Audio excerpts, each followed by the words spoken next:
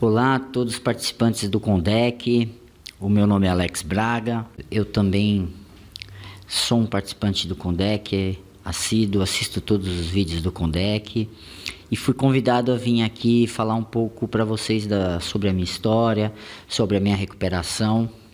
Já de antemão eu quero agradecer o Christian Fernandes pelo apoio que ele tem dado ao meu trabalho, por todo o incentivo que ele me deu também na recuperação, até indiretamente, sem ele saber, porque logo que eu entrei em recuperação, eu e minha família sentávamos na sala para assistir os vídeos do Christian, falando sobre dependência, codependência, e eu sou muito grato ao Christian por isso, né? Passei por 20 anos na adicção e vou contar um pouco de como foi esse processo de entrada na adicção ativa e na recuperação. O processo que eu experimentei algo psicoativo foi com 12 anos de idade, quando eu peguei um copo de cerveja da mesa do meu pai e tomei escondido, né? Foi na minha própria casa que eu fiz a experimentação pela primeira vez e eu gostei. Então era sempre que tinha essas oportunidades de ter um jantar, um almoço entre família, eu ia lá e pegava uma cerveja e gostava do efeito que dava, né? Não do gosto. Quando eu cheguei mais ou menos aos 15 anos, que eu fui para o ensino médio, eu fui estudar à noite, trabalhar de dia. Naquela época o menor de idade se trabalhava com autorização do pai. E meu pai sempre colocou isso para mim, que eu deveria trabalhar e estudar. E quando eu fui para estudar à noite, eu via o pessoal antes de entrar na escola indo para um barzinho, né? Eu falei, é para ali que eu vou também. E comecei a frequentar esse bar, onde o pessoal jogava truco e bebia-se bastante de sexta-feira. E a sexta-feira começou a virar quinta-feira, quarta-feira, terça-feira e todos os dias da semana. Eu já, para entrar na escola, eu só entrava alcoolizado, porque eu achava que eu só estudava bem alcoolizado. Eu só ia para festas alcoolizado. Eu só achava que eu podia ser um cara bacana, um cara engraçado, alcoolizado. Tudo era motivo para beber. Então, e um dia eu estava muito alcoolizado nesse bar e eu vi o pessoal entrando pro banheiro, toda hora pro banheiro. E eu falei, que vocês estão mal do estômago, alguma coisa assim? E eles, não, estamos cheirando uma carreira. Falei, que é isso? Aí o cara falou, é um pó, quer experimentar? Eu, alcoolizado, experimentei, né? Acredito que se não estivesse alcoolizado eu não provaria. Então, foi ali que comecei com as drogas ilícitas também. Foi o mesmo processo do álcool, foi progressivo também. Eu fui começando a fazer uso da cocaína e do álcool às sextas, às quintas, gastando muito dinheiro com a cocaína e com o álcool. Só que eu não percebia os danos que já estava causando na minha vida, né? Eu não tinha essa noção que era uma doença, eu tinha a noção que acho que muitas pessoas têm quando entram com o uso de drogas, né? É que eu controlaria. A velha frase, eu controlo a droga, não a droga me controla. E jamais vou ser um nóia, jamais vou ser essa droga vai me controlar. E já estava sendo controlado sem saber. E esse processo foi aumentando demais. Eu trabalhar segunda-feira, na verdade enrolar, porque eu não trabalhava, né? Porque eu ia mal trabalhar. Como a gente dizia naquele tempo, na rebordosa.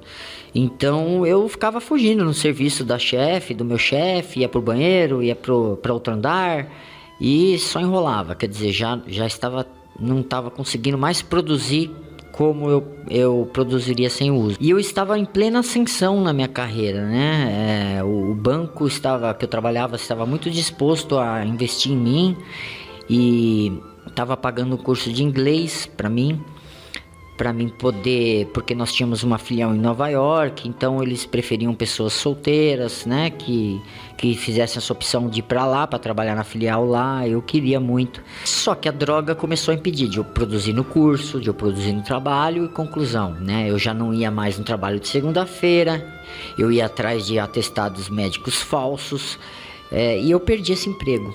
Foi a primeira grande perda que eu tive ali. Eu estava quase terminando a faculdade e também não estava conseguindo mais.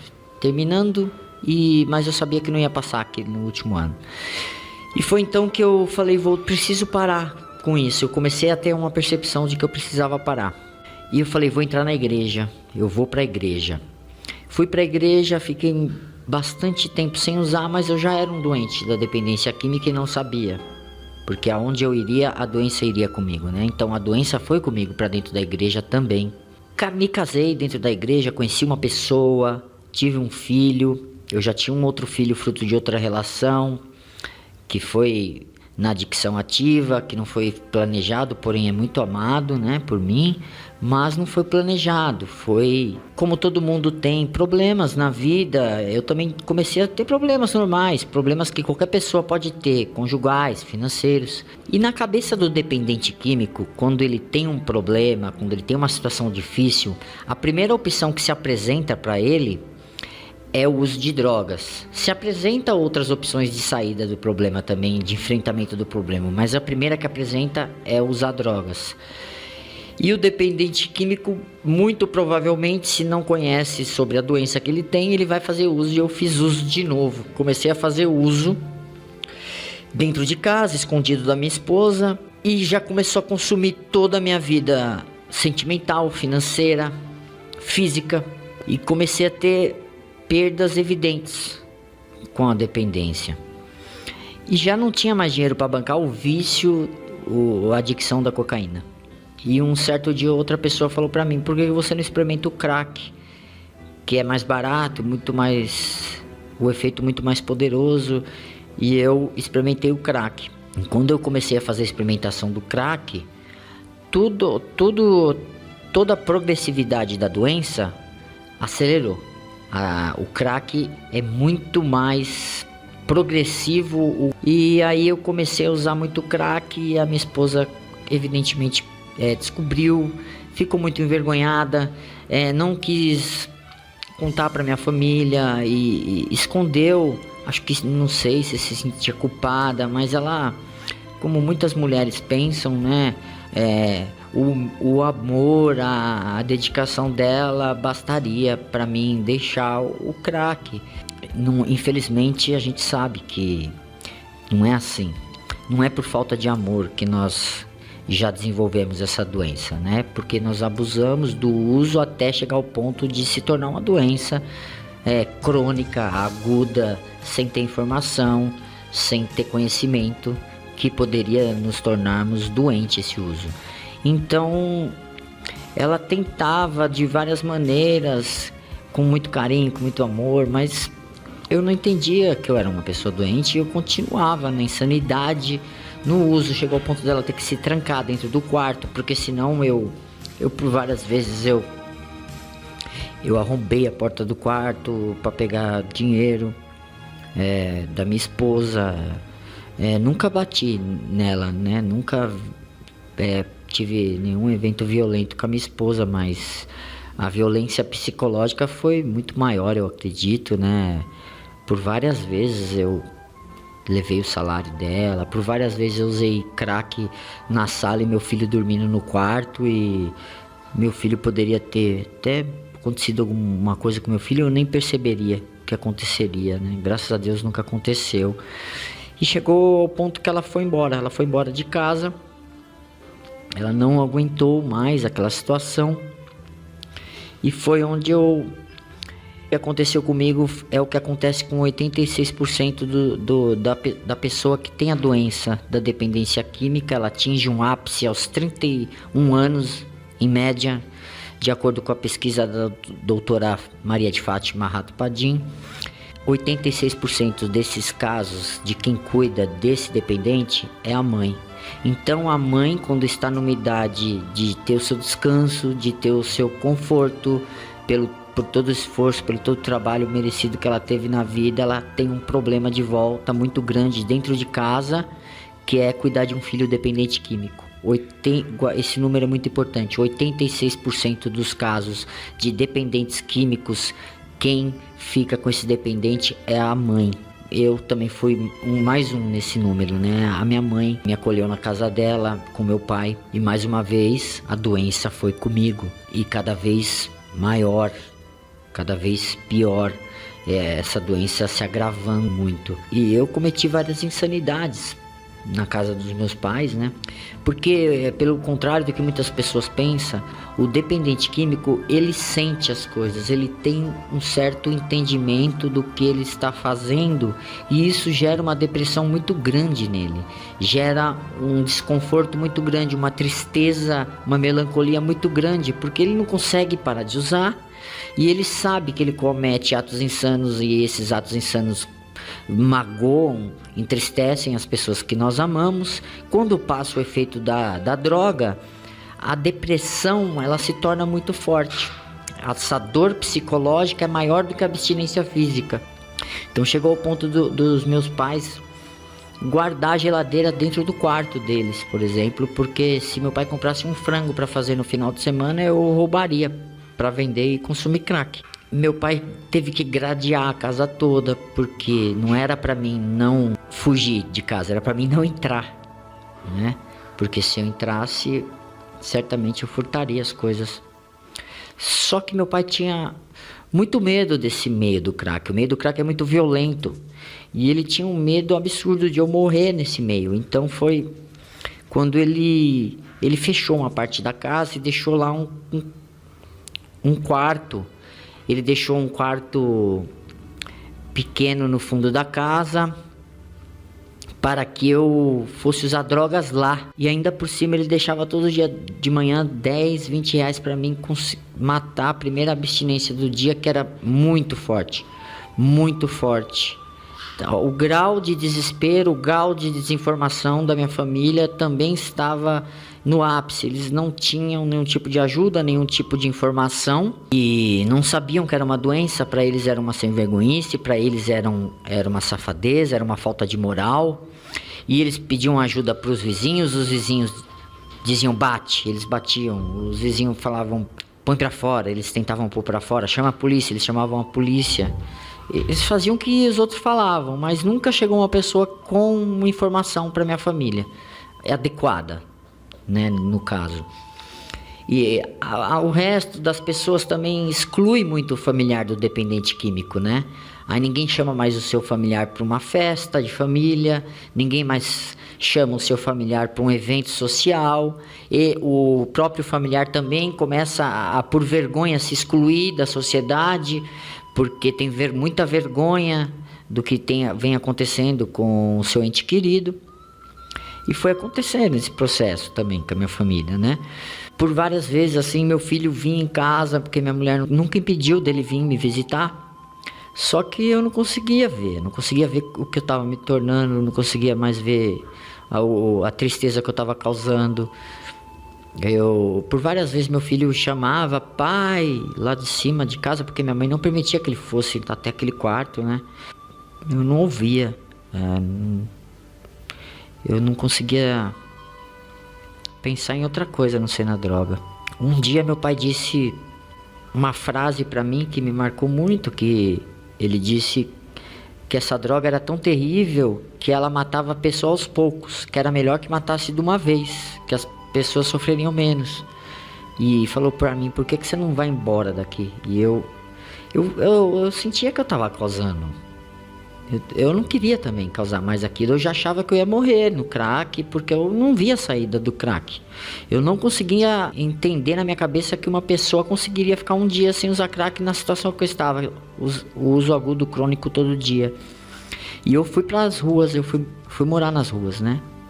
Foi um período de quase 6 anos aí nas ruas, e vindo em casa só para tomar um banho, quando minha mãe permitia sem meu pai perceber.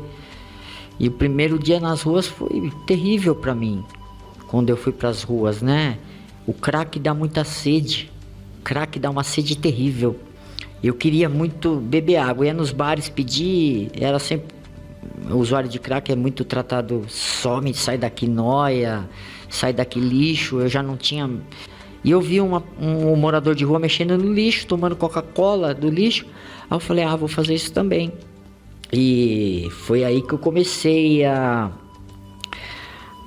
fuçar num lixo e achei uma garrafa de energético, e a primeira sede que eu tentei matar na rua foi urina, né? Foi urina que eu tomei. Aí eu comecei a vomitar, e esse morador de rua veio próximo de mim e perguntou assim, falou assim: você é novo nas ruas, né? Eu falei que sim. Ele falou: não tem como você voltar para sua casa? Eu falei: não tem. Aí ele explicou para mim que tinha que cheirar, né, a bebida do lixo antes de beber, e ele ficou uma semana ali ensinando eu a morar nas ruas. Foi um período difícil. Eu tive que ir embora do meu bairro também, porque eu causava vergonha no meu filho mais velho. Os amiguinhos dele falavam: olha lá seu pai, nóia. Meu filho teve que mudar de escola, de bairro, né, porque tamanha vergonha que ele passava. E foi quando eu comecei a fazer aquele turismo, né, de ir para Cracolândia, e ficava na Cracolândia semanas e semanas, usando, cometendo insanidades por várias vezes. Quando dava sono, muito sono, eu dormi muitas vezes ali no Banco Santander, na rua Rio Branco, porque tinha uma senhora lá que nos acordava, né, com leite, pão de manhã, antes que os vigias chegassem. Mas ela fazia isso. Então ali na Rio Branco, em São Paulo, muitos moradores de rua dormem ali por causa dessa senhora, e dormi ali várias vezes. Então nessas idas e vindas da Cracolândia eu vinha a pé. Então eu não tinha muitas vezes dinheiro, mas todo usuário de crack, ele tem que consumir mais ou menos... Eu consumia mais ou menos 4 garrafas daquele gorotinho, daquela barrigudinha de pinga por dia, para matar a abstinência, enquanto eu não tinha droga. Então eu já estava bebendo muito álcool também, né, com o uso do crack. Então por várias vezes que eu vinha da Cracolândia, do centro de São Paulo, até o bairro onde eu moro, Itaquera, mais ou menos aí uns 35, 40 quilômetros, eu ia a pé e dormia. Era um dia e meio mais ou menos andando, dormia nos bancos, e quando eu chegava em Itaquera eu ia correndo, né, ver se eu conseguia tomar um banho em casa, se eu podia entrar em casa para comer um pouco, que minha mãe deixava. E numa dessas vindas, uma pessoa parou com o carro, e quando desceu do carro era uma pessoa que me conhecia no tempo de adicção, logo do começo, que foi usuário comigo e tinha se tornado um psicólogo. Foi usuário junto comigo e já estava 18 anos em abstinência. Parou e viu naquela situação e ofereceu uma ajuda, né, pra mim. Naquele dia ele falou: vou te levar até sua casa. Eu entrei no carro, não quis falar que eu estava nas ruas, mas a pessoa sabia, né? Qualquer um olhar. Eu estava com 45 quilos naquela época. Eu sou magro, mas... era só pele e osso. Aquela noite eu dormi na calçada de casa e eu acordei na madrugada com uma chuva muito forte, com uma voz: levanta, anda, levanta, anda. Eu creio que foi meu encontro espiritual ali. Acho que foi Deus falando pra mim levantar, andar, apesar de ter acordado com medo, porque eu já tinha tido experiências de acordar com mangueira, com pessoas varrendo rua e bater na vassoura em você. E aí eu chamei meu pai e falei e meu pai saiu, perguntou o que eu queria, eu falei que ele precisava de ajuda. E ele perguntou se eu queria mesmo, eu disse que sim. Foi então que eu pedi ajuda pro meu pai, e ele disse pra mim que não tinha condições, né, de financeiras de custear o meu tratamento. E ele decidiu se aposentar. Ele tinha que trabalhar mais um tempo para pegar aposentadoria por tempo de serviço e por idade. E ele decidiu se aposentar por idade mesmo e para cuidar de mim. E foi ali que começou todo o processo de recuperação na minha vida, né? Meu pai foi o meu terapeuta. Meu pai foi a pessoa que cuidou de mim no período mais agudo da recuperação. A minha mãe foi trabalhar como doméstica. Meu pai, quando estava com abstinência, era com meu pai que eu dividia. Quando eu passava por um processo de ocioso, meu pai me chamava para lavar um carro, me chamava para conversar, para fazer algo, né?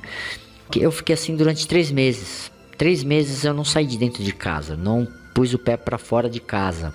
E esse amigo meu sempre dizia que eu tinha que ir para um grupo, que eu deveria ir em médicos também, porque só daquele jeito eu não conseguiria.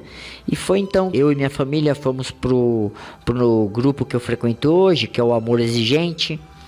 Eu conheci o grupo de Amor Exigente através do senhor Miguel Tortorelli, o qual frequento hoje, sou coordenador do grupo. E minha família também começou a frequentar o grupo de Amor Exigente. No primeiro dia que meu pai saiu do grupo, é algo que eu pontuo sempre também, é que ele me pediu perdão. E eu falei, perdão por quê, né?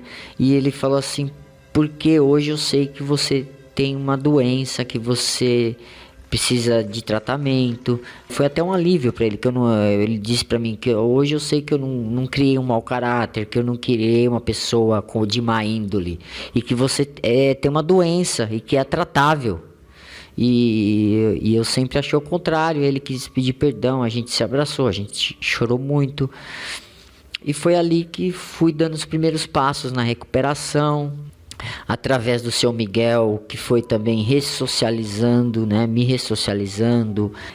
Para mim, cada dia sem usar crack era uma vitória tremenda, é uma vitória tremenda até hoje, né?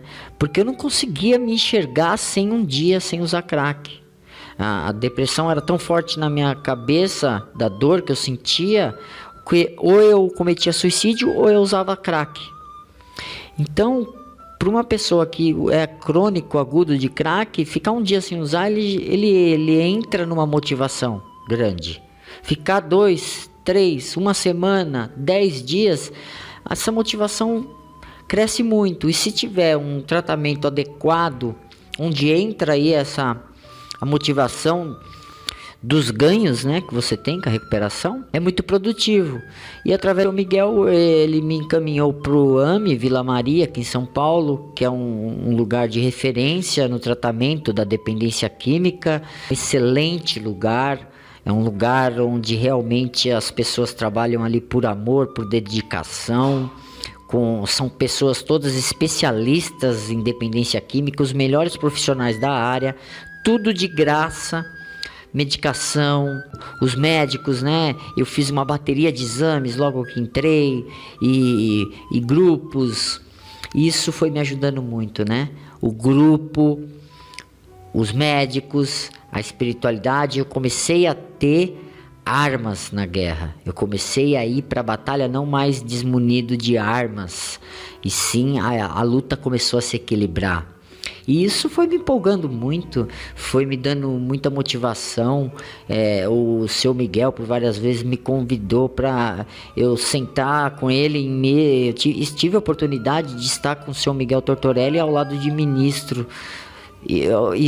Assim, eu tinha saído do mundo do crack há pouco tempo, e quer dizer, eu não acreditava que eu estava naquela situação assim, né? Como estava tendo a recuperação também é progressiva.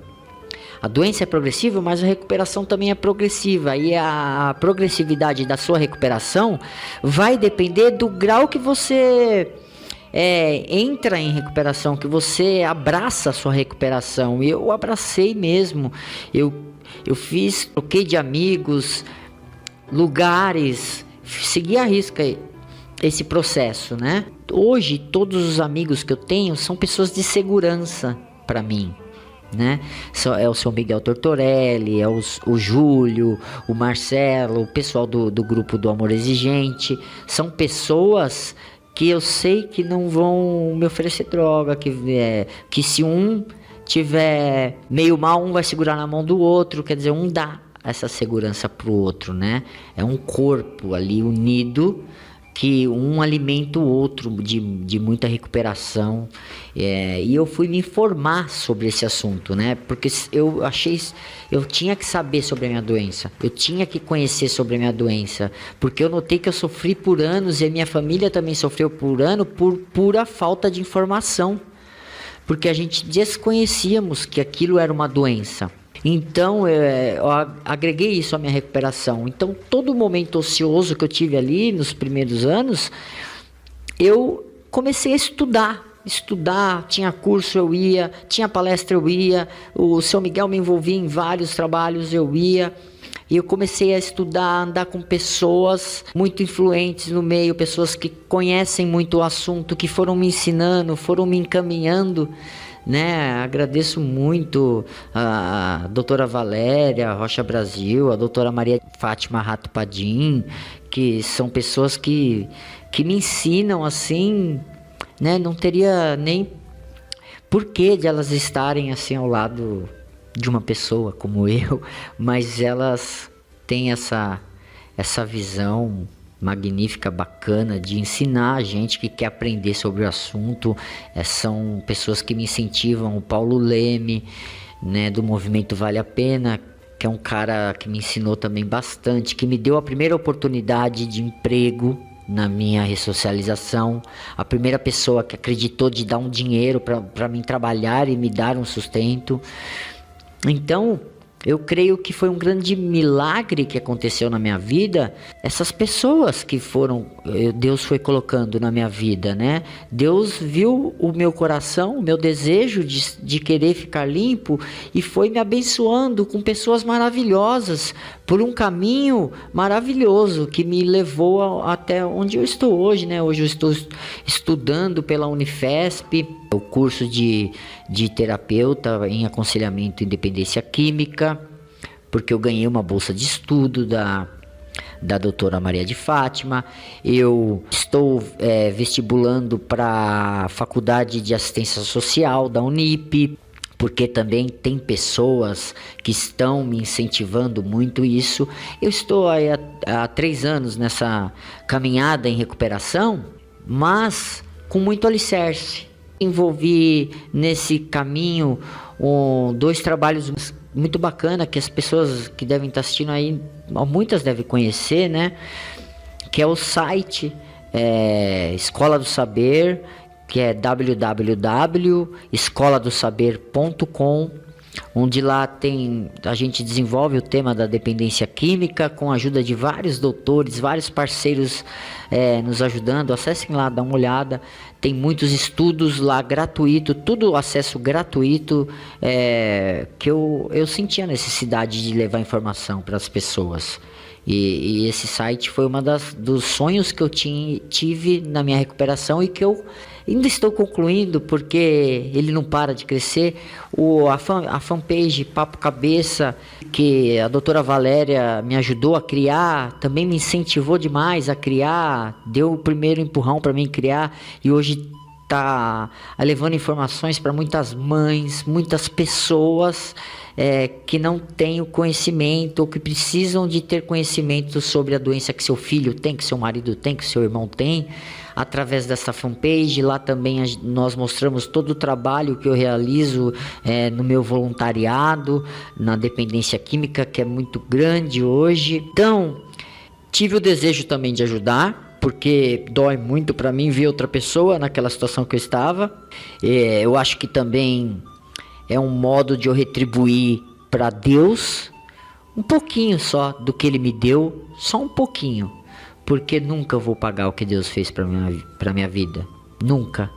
O que Deus deu para mim com tanto amor, que foi a vida de novo. Deus me ressuscitou, Deus ressuscitou a minha família, a minha esposa voltou para mim, Deus guardou a minha esposa 6 anos de adicção.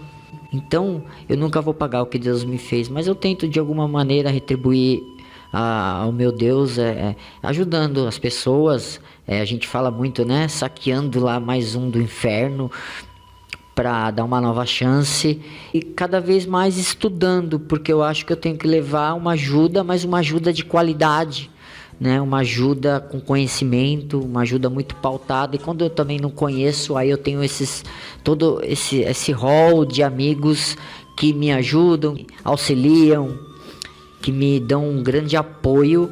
Então essas redes começou a tomar uma proporção muito pública. Durante esses eventos aí da Cracolândia, tive muito acesso através das redes de televisões para saber um pouco de como foi, né, esse inferno que é viver na Cracolândia. Agora vai ter uma reportagem no Fantástico contando um pouco da minha história. Vocês vão poder ver lá bastante do que eu falei aqui, esse quarto com grades, um pouco dos meus pais falando. Então, a mensagem que eu quero finalizar e deixar para todos, se esse vídeo puder alcançar um dependente químico, é que, ou se alguém puder levar para um dependente químico, que você dê uma chance para você mesmo. Dê uma chance para você se cuidar, dê uma chance para alguém que está querendo estender uma mão para você, para te ajudar. Se informe sobre essa doença, ela existe saída. Não é fácil, mas não é impossível. Eu achava que era impossível e durante esse tempo que eu achei que era impossível, eu não fiz nada, né? Não fui procurar informações. Então, dê uma chance para você, não se boicote. Persista, acredite que Deus nos criou para excelência, Deus nos criou para ser o melhor, porque Deus nos ama tanto que de uma maneira inimaginável. É justo com você mesmo, é justo com a sua família, você dá uma chance para você. É isso, pessoal, é a mensagem que eu queria deixar para vocês. Acessem os vídeos do Condec, que são excelentes. Dá uma visitada na minha página que está aqui na descrição, no meu site. E até a próxima, estamos juntos. Quem quiser me procurar lá no Facebook é Alex Braga, para bater um papo, para trocar informações. Eu estou à disposição de todos vocês no que precisar. Eu agradeço por vocês que assistiram esse vídeo, que tiveram a paciência de me assistir. Desculpe se eu falhei em alguma coisa, se eu errei alguma pronúncia aqui. Eu quero agradecer a todos vocês. Obrigado e até a próxima, pessoal.